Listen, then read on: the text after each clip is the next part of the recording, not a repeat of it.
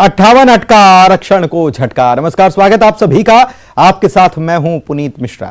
बिलासपुर में छत्तीसगढ़ हाईकोर्ट जो है उसने आज एक अहम फैसले में राज्य सरकार के द्वारा तय किए गए 58% आरक्षण को खत्म कर दिया।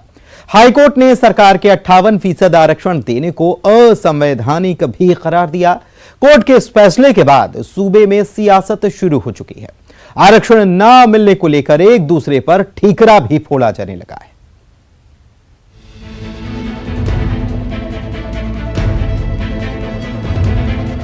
बिलासपुर हाईकोर्ट की डिवीजन बेंच ने आरक्षण को चुनौती देने वाली याचिका पर सोमवार को एक अहम फैसला लिया है। Chief justice A K. गोस्वामी और जस्टिस पी.पी. साहू के डिवीजन बेंच ने सुनवाई के बाद 50% से ज्यादा आरक्षण को असंवैधानिक करार दिया है। साल 2012 में तत्कालीन बीजेपी सरकार ने सरकारी नियुक्तियों, मेडिकल, इंजीनियरिंग और दूसरे कॉलेजों में प्रवेश पर आरक्षण को 50% से बढ़ाते हुए 58% कर दिया था। राज्य सरकार के इस फैसले को चुनौती देते हुए बिलासपुर हाईकोर्ट में याचिका दायर की गई थी। याचिकाकर्ताओं ने सुप्रीम कोर्ट के निर्देशों का हवाला देते हुए कहा था कि 50% से ज्यादा आरक्षण की व्यवस्था करना सुप्रीम कोर्ट के दिशा निर्देशों के विरुद्ध और असंवैधानिक है। अब हाईकोर्ट ने भी फैसला याचिकाकर्ताओं के हक में सुनाया है, जिसको लेकर सूबे में सियासत शुरू हो गई है। पूर्व सीएम का कहना है कि जब तक हमारी सरकार रही, फैसले पर कायम रहे। मौजूदा सरकार ने अपना पक्ष मजबूती से नहीं रखा। पे भारतीय जनता पार्टी की स्पष्ट सोच और मान्यता रही है और 32/12/14 हमने फैसला भी लिया और इस पे जब तक हमारी सरकार रही हम पूरी मजबूती से कायम भी रहे। आज कोर्ट का फैसला है, इसका मतलब है कि वर्तमान सरकार ने इस पूरे मामले को उतनी गंभीरता से नहीं लिया जितना इस मामले को लिया जाना चाहिए था और आज आरक्षण वापस फिर कम हो चुका है। मुझे लगता है कि सरकार सुप्रीम कोर्ट में के बड़े वकीलों को लाकर इस गंभीर मुद्दे को पूरी ताकत के साथ लगाना था, मगर सरकार की गंभीरता दिख रही है कि आज फैसला उनके विरोध में आ गया। इधर कांग्रेस की अपनी ही दलील है। उसने बीजेपी और रमन सिंह पर ठीकरा फोड़ा है। कांग्रेस कह रही है रमन सिंह सरकार की विफलता के कारण आरक्षण नहीं मिल पाया। आज माननीय बिलासपुर उच्च न्यायालय ने 58% आरक्षण के फैसले को रद्द कर दिया है। यह फैसला 2011 में रमन सरकार ने लिया था। रमन सरकार की लापरवाही और अकर्मण्यता के कारण आज 58% आरक्षण का फैसला रद्द हुआ है। जब रमन सरकार ने 50% से अधिक आरक्षण का फैसला लिया था, उस समय ही राज्य सरकार की यह जवाबदारी थी कि वह अदालत के समक्ष इस बात को प्रस्तुत करती कि किन विशेष परिस्थितियों के कारण यह निर्णय लिया गया था। माननीय सुप्रीम कोर्ट के इंदिरा साहनी प्रकरण में यह स्पष्ट तौर पर आदेशित है कि यदि कोई राज्य सरकार 50% से अधिक आरक्षण देती है तो उस राज्य सरकार की उन विशेष परिस्थितियों को सिद्ध करने की जवाबदारी होती है। लेकिन रमन सरकार ने इस जवाबदारी का सही ढंग से निर्वहन नहीं किया। आपको बता दें कि साल 2012 में तत्कालीन बीजेपी सरकार द्वारा 50% आरक्षण के आंकड़े को बढ़ाते हुए 58% करने को लेकर छत्तीसगढ़ में जमकर विवाद हुआ था। प्रदेश के सभी जिलों में राज्य सरकार के इस फैसले के खिलाफ विरोध प्रदर्शन किया गया था। साथ ही धरना प्रदर्शन और आंदोलन भी जमकर हुआ था। अब देखना यह है कि कोर्ट के इस फैसले के बाद दोनों ही पार्टियों का स्टैंड क्या होता है, क्योंकि सूबे में चुनाव होने वाले हैं। Bureau report, news 18 Madhya Pradesh, Chhattisgarh.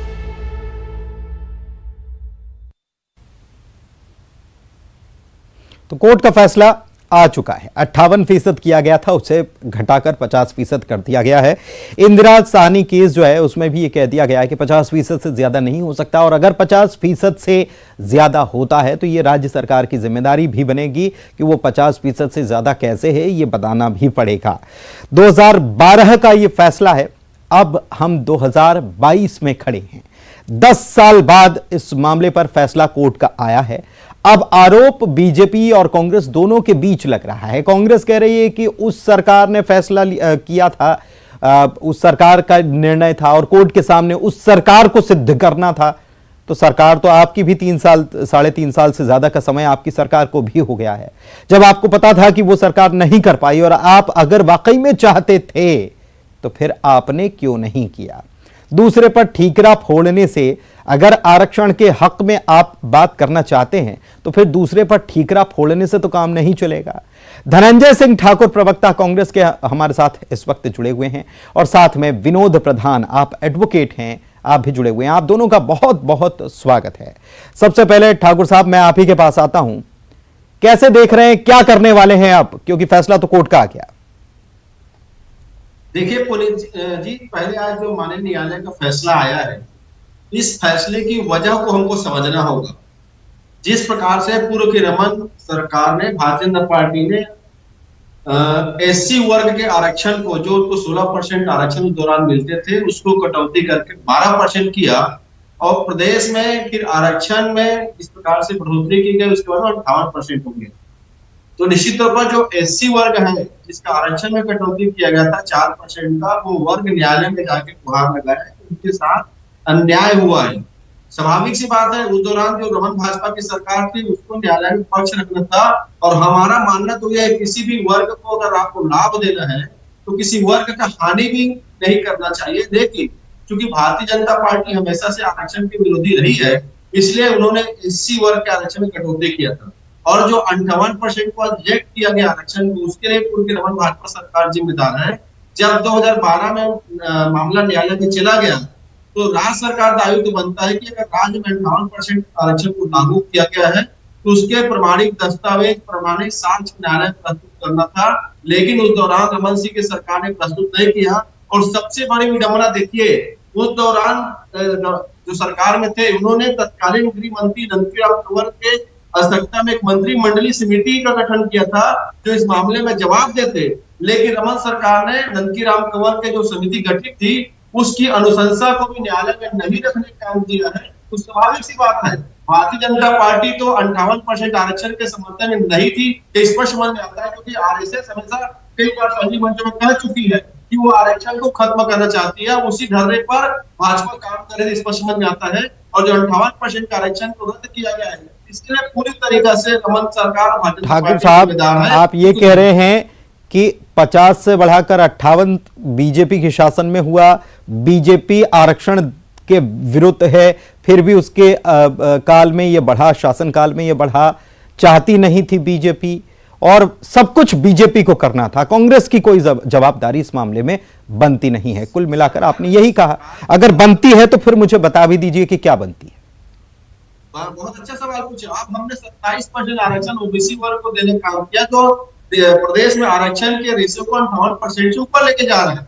तो निश्चित तौर पर हमारी सरकार है, देखेंगे ओबीसी वर्ग का डाटा कलेक्शन करने का काम कर रहा है कि माननीय न्यायालय में जो जिसको फैक्ट हमको देना है, जो दस्तावेज देना है, तो प्रमाणित दस्तावेज दे रहे हैं, ताकि राज्य के हर वर्ग को, चाहे वो एसटी हो, एससी हो, ओबीसी हो या स्वर्ण हो, उनको उसका लाभ मिल सके। ये हमारी सरकार की प्रतिबद्धता है, जो उस दौरान रमन सिंह की सरकार को करना था, जो नहीं कर पाए। छत्तीसगढ़ में 58% नहीं था। आपको बता देता हूँ मिश्रा जी, आज आप देखेंगे हरियाणा में 70% आरक्षण है, तमिलनाडु में 68% आरक्षण है, महाराष्ट्र में 68% आरक्षण है, और अरुणाचल, मेघालय, नागालैंड और मिजोरम में तो एसटी वर्ग को 80% आरक्षण मिलता है। तो अगर राज्य में भारतीय जनता पार्टी की नियत होती कि आरक्षण को परसेंटेज को बनाना है, और तो निश्चित तौर पर उस दौरान तैयारी होती उनकी। आप कह रहे हैं कि वो तैयारी करके जवाब भी कोर्ट में देते, आपका ये कहना है। मुकेश जी, मैं आपके पास आऊं उसके पहले इस मामले पर सीएम का क्या कहना है वो सुनवा देते हैं दर्शकों को। सरकार ने इस प्रकार की व्यवस्था की थी, जो 50% के आरक्षण है उसको बढ़ा के 58% किया था, और किसी ने चैलेंज किया था, और लंबे समय से 10-15 साल से चलता रहा, और उसके बाद आज फैसला आया है। और अभी हम लोग जो आरक्षण किए हैं उसके हेड काउंट कर रहे हैं, और उसको फिर हाई कोर्ट में रखेंगे। तो जो हम लोग बढ़ाए हैं उसके तैयारी हमारी चल रही है, लेकिन पिछली सरकार ने जो बढ़ाया था तो उसके खिलाफ में फैसला आया है। तो पिछली सरकार ने जो बढ़ाया था उसके खिलाफ में ये फैसला आया है। मुकेश जी भी हमारे साथ जुड़े हुए हैं, क्या कहेंगे मुकेश जी? मुख्यमंत्री की भी बाइट आपने सुनी, और कांग्रेस के आपके साथी जो हैं वो भी कह रहे हैं कि ये सब आपकी जवाबदारी है। देखिए पुनीत जी, कहीं ना कहीं कांग्रेस प्रवक्ता भाई स्वयं बता रहे हैं कि देश के अनेक राज्यों में 50% से ज्यादा आरक्षण है, और इन्हीं की सरकार ने 27% आरक्षण ओबीसी वर्ग को देने के लिए और ये किया था, और हाईकोर्ट में वो खारिज हुआ, इसके लगा हाईकोर्ट ने मना किया। और जब 2012 में भारतीय जनता पार्टी की सरकार ने 32% आरक्षण अनुसूचित जनजाति वर्ग किए तो उसका लाभ भी मिला, उसका लाभ मिल रहा था, अभी तक लाभ मिल रहा था। उस लाभ को आप लगातार यथावत रख नहीं पाए, सरकार बात तो हाईकोर्ट में प्रॉपर रख नहीं पाई, सरकार ने इस विषय को गंभीरता से लिया नहीं। जब तक भारतीय जनता पार्टी की सरकार थी तब तक उस वर्ग को इसका लाभ मिलता रहा, अब लाभ मिलना बंद होगा तो इसकी जिम्मेदारी इसी सरकार की होगी ना। आपने अपनी बात को आप कन्विंस नहीं करवा पाए कोर्ट को, आप कोर्ट को कन्विंस नहीं करवा पाए। भारतीय जनता पार्टी को मालूम है कि यहाँ पे अनुसूचित जनजाति वर्ग की बहुलता है, इनकी संख्या ज्यादा है, इनको आरक्षण मिलना चाहिए।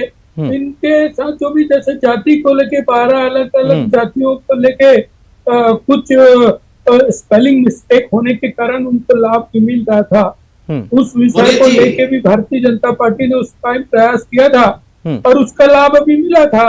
और अभी इस लाभ से वंचित होंगे अनुसूचित जनजाति के लोग, तो इसकी जिम्मेदारी वर्तमान में जो सरकार है उसकी होगी ना।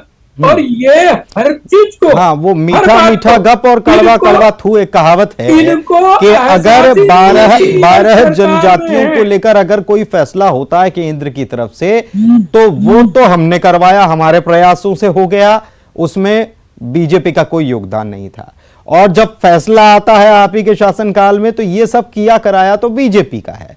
मैं आपके पास आऊंगा ठाकुर साहब, लेकिन विनोद प्रधान एडवोकेट हमारे साथ जुड़े हुए हैं, मैं उनके पास जाऊंगा क्योंकि वो हमारे साथ लगातार बने हुए हैं, वो कानून के जानकार भी हैं और हम उनसे समझना चाहेंगे। विनोद जी, मैं आपसे ये समझना चाहूंगा कि कोई भी आरक्षण बढ़ाती है सरकार तो स्वाभाविक सी बात है कि कुछ तैयारियां या कुछ तो पता होगा कि भाई जनसंख्या इतनी है, इसमें इतने लोग हैं, इस आधार पर आरक्षण दिया जाना चाहिए, सरकार बढ़ाती है। लेकिन आखिर क्या वजह होती है कि सरकार फैसला तो ले लेती है, कोर्ट में उसको जब साबित करने की बारी आती है तो वहां मुंह की खानी पड़ जाती है। इस मामले में यही नजर आ रहा है।